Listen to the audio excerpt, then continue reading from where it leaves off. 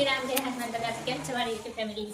તો અત્યારે વાગી ગયા છે 10:15 અને કામ બધું કરી લીધું છે. કચરા પોતા થઈ ગયા છે અને લોટ બાંધીને બપોર માટે જે રોટલી કરવાની એ પણ કરી લીધી છે. અહીંયા તમે જોઈ શકો છો કે મારા જે છે એમ નામ લોટવાળા જ છે. તો અત્યારે જઈ રહી છું નાવા અને નાઈને પછી હું તમને પાછી મળું. તો વ્લોગની શરૂઆત થઈ જ છે, તો વ્લોગને અત્યારથી સ્કીપ નહીં કરી દેતા, કારણ કે હજુ આગળ ઘણું બધું જોવા જેવું છે. તો મારી પાસે જે ખજાનો છે એ આ છે. થોડા ઘણા પૈસા છે, વધારે નથી.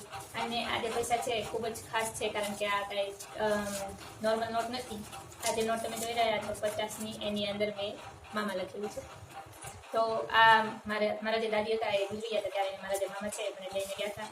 પછી આ જે નોટ છે એની ઉપર માસી લખેલું છે. મારા માસી જ્યારે આવ્યા હતા ત્યારે લઈને ગયા હતા. આ બીજા માસી એ દીધી છે, અને આ જે છે એ ત્રીજા માસી એ દીધી છે, અને આ જે છે એ ચોથા માસી એ દીધી છે. તો ત્યારથી લઈને અત્યાર સુધી મહિનો થવા આવ્યો મારા દાદીને, પણ મેં જે નોટ છે વાપી નથી, કારણ કે આ મારા માટે યાદી છે.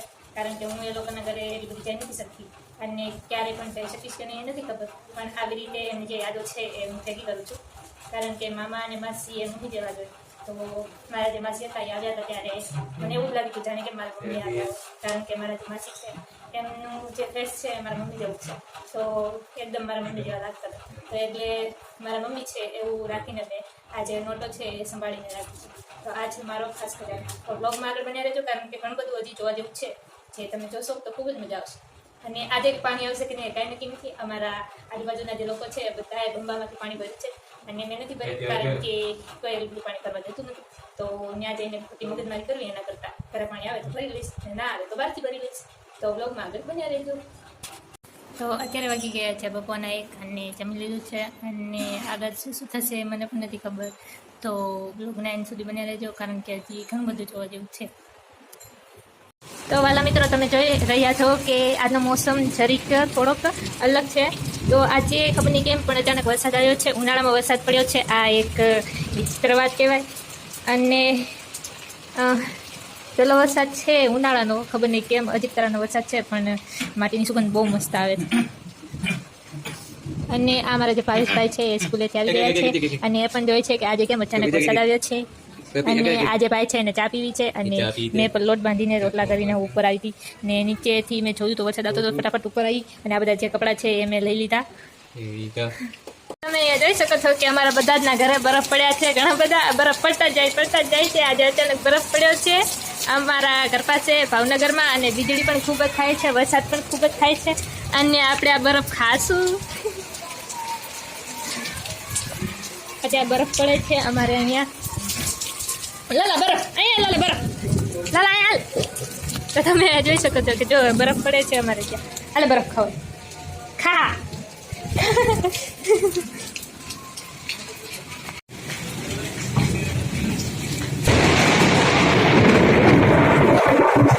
વીજળી પડી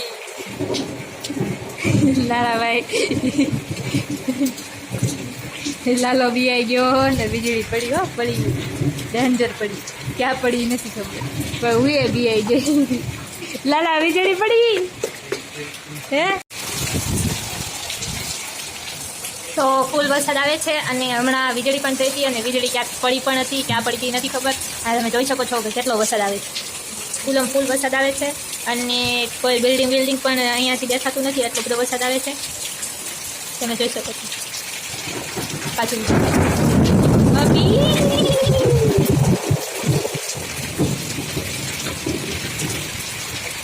તો અહીંયા તમે જોઈ રહ્યા છો તો ખૂબ જ સરસ વાદળ ફેલાઈ ગયા છે આકાશમાં.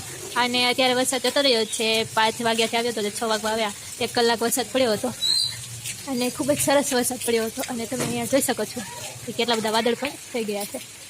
એકદમ કુદરતી દ્રશ્ય એવું મસ્ત થઈ ગયું છે કે જાણે કેમ આપણે સ્વર્ગમાં આવી ગયા હોઈએ, એટલું મસ્ત વાતાવરણ થઈ ગયું છે.